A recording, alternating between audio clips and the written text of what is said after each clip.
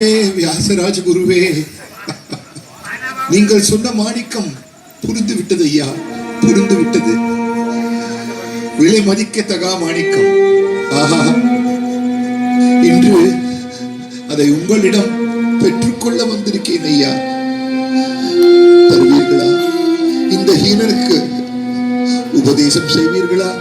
வியாசகுருவே, தானம் தர்மமாக எனது சொத்தனத்தையும் கோவிலுக்கும் ஜனங்களுக்கும் கொடுத்து விட்டேன் கிருஷ்ணார்ப்பணம் என்று. இனி ஒரே ஒரு மார்க்கம் தான்.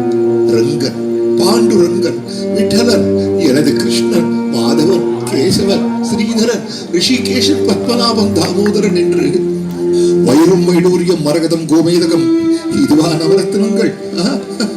நவரத்னங்கள் என்பது நவவித பக்தி. ஸ்ரவணம், கீர்த்தனம், விஷ்ணோஹோ ஸ்மரணம், பாதசேவனம், அர்ச்சனம், வந்தனம், தாஸ்யம், சக்கியம், ஆத்ம நிவேதனம். இதல்லவா மனுஷனின் நவரத்னங்கள்.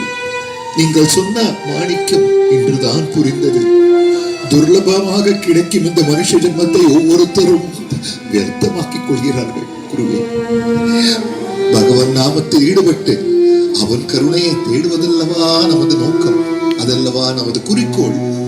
இதையெல்லாம் விட்டு விட்டு சுகபோகங்களிலும் பணத்திலும் பொன்னிலும் மண்ணிலும் ஆசை வைத்துக் கொள்கிறான் மனிதன். என்ன வாழ்க்கை? நிரந்தரமான சந்தோஷம் அடைய வேண்டும் என்றால் பரமனின் பதமே நமக்கு கதி இல்லையா?